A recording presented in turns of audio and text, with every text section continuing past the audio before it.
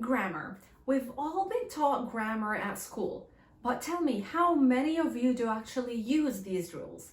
I know that a lot of learners hate grammar, and that's why I'm here today to help. And believe me, once you will learn what is next, you will stop making these mistakes as they get stuck into your head, and you will understand why we do have to use the grammar this way and not that way, for example. And if you want to keep improving your English, don't forget to subscribe to my channel and follow me on my social media accounts. I also post daily on Instagram, and you can get in direct contact with me on there. And without further ado, let's jump straight into the video. But don't forget to watch till the end, because there will be a special giveaway as usual. So let's get started.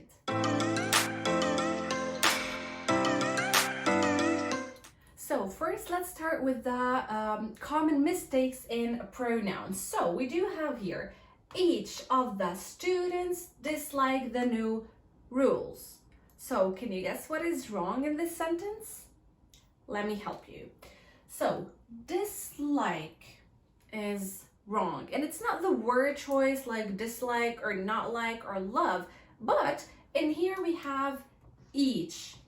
Each is kind of singular, so it is used to refer to singular subjects. So because we have each singular, we need an S in here, because in the present simple with the singular subjects in he, she, it, we add S to the verb. So each of the students dislikes, even though we have students, which is plural, but we're talking about each, which is one.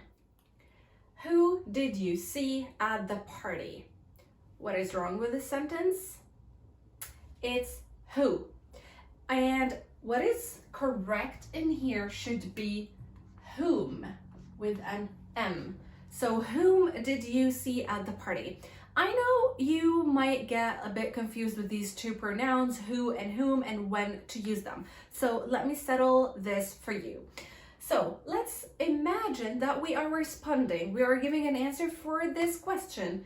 Whom did you see at the party? I saw Sarah at the party. I, the subject, saw Sarah, the object, in this case. So I have a subject, I have an object, but I'm looking for the object in here.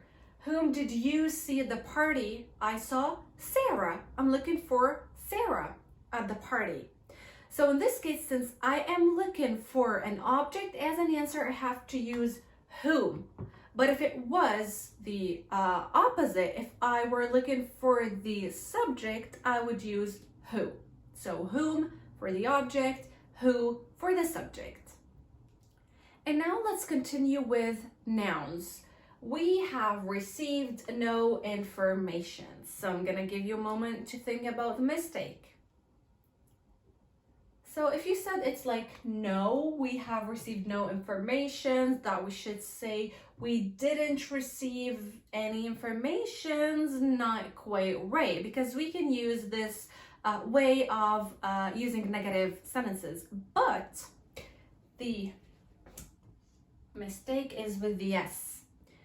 So information is an uncountable noun, which means we cannot add S to it. Same for advice. We cannot say advices, we say advice.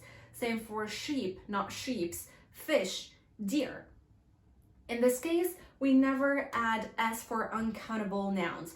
But in case you want to refer to it as like a singular noun, you can do so by saying a piece of information and some information as the plural. So again, a piece of information, no S, for singular, for like one, and some information, again, no S, to refer to it as like plural or many information, but never add S. Again with nouns, he was troubled by these news. Can you guess what is the mistake in here? It's these. So we cannot say these news, we say this news. So this is wrong, and we would go with this news. So news is treated as singular. We can never treat it as a plural noun, even though it has s, and we cannot say this new, because like new, I would say like a new phone, a new laptop, a new book, but never like new as, you know, something received as information. So it is always treated as singular, so that's why I can say this is news for me, not these are news for me, if something is new for you, as information I mean. So in this case, this news, and same goes for politics, gymnastics, so this and never these, because they are treated as singular. And now let's jump to adjectives. She sings more better than her sister. This might be easy. Can you guess what is the mistake? And it's with more better. In this case, we don't need more. The scale goes like good, better, and best, or bad, worse, and worst. So in this case, we can never say more good or more better or most good. No, we have a scale for these, the comparatives and the superlatives, if you want to study or like, you know, learn more about them. But never go with more, better. And whenever we have the ER, even if it's not with better, let's say cooler, you know, there's no need to say more cooler. I just have enough with cooler, not more cooler.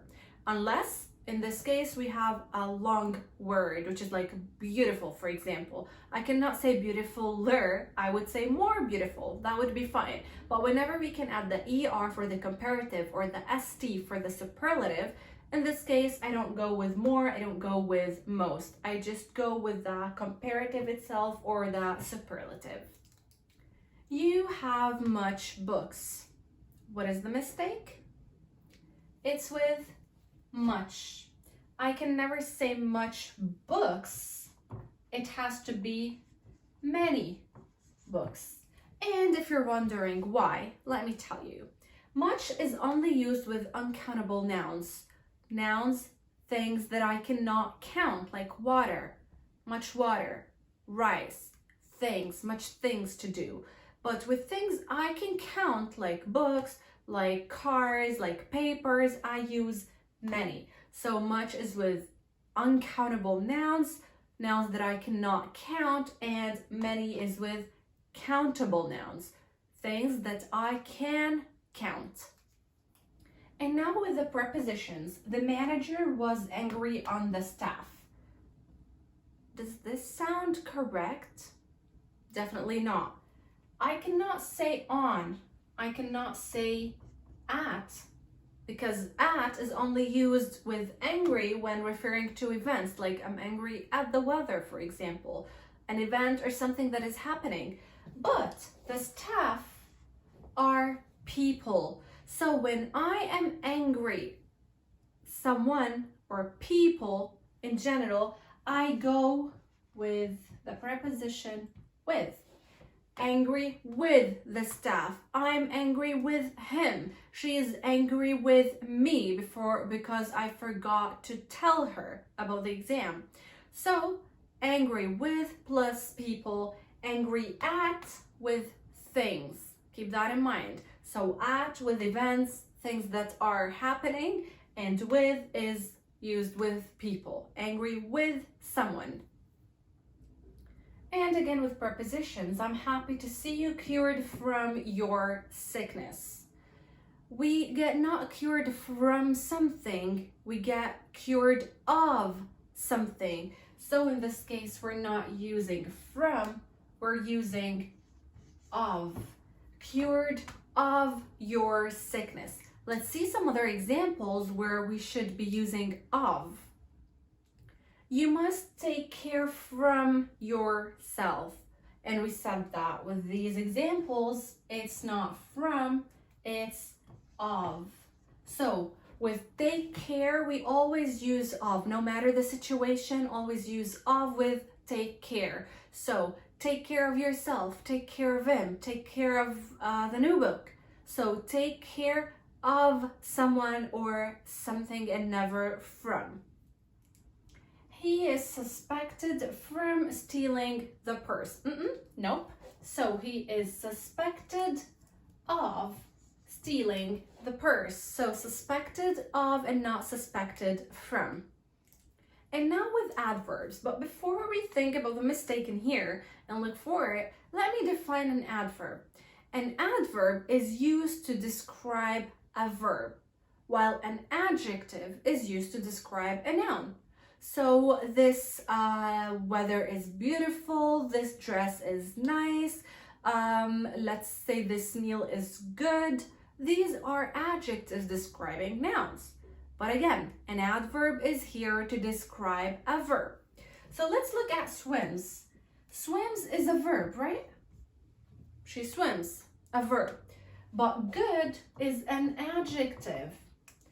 Can we use an adjective to describe a verb? Nope. What we will be using in this case is well. Well is an adverb that could be used to describe verbs. So you, let's say, speak English well. She swims well. So adverbs plus verbs. To describe verbs, never use adjectives to describe verbs. This job is too good. You might not know that there is a mistake in here. This might be a common mistake, but I got your back. So, too good. In this case, I cannot use too good because too means that I have a limit, but this exceeds the limit. It exceeds the necessity, which is not what I mean. I mean something positive. I mean, like, it's very good, but too good is like, it should be this good, but this one is like too good. No, I'm just saying something positive about this job. So I would just go with very good instead of too good. Because if I tell you, you are too, let's say, too picky.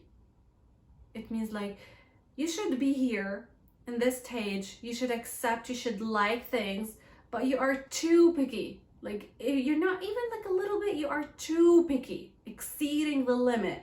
Or if I tell someone you're too short, it's like, you should be on this, you should have this height, but you are too short. It's like, below the necessity in this case. Like, this is not what we mean. We just mean very, very good.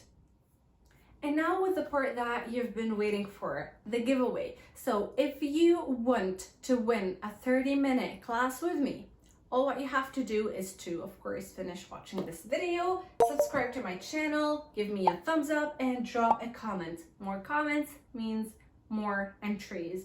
So, and just to note that the winner will be announced on my Instagram stories. So if you don't want to miss to know if you are the winner, just make sure to follow me there and check my stories so you can know if you are the winner. And whatever you want, we can cover in class. Whether you want to have a conversation, there is something in grammar that you want to cover, some writing, whatever you want, pronunciation, whatever you want, we can cover in this giveaway class. And that's it for me. I hope you've enjoyed the video. Don't forget to share it with your friends so you can learn together. Let me know in the comments if there is anything in specific you'd like to learn about, and if you have any questions, I'll be reading them all.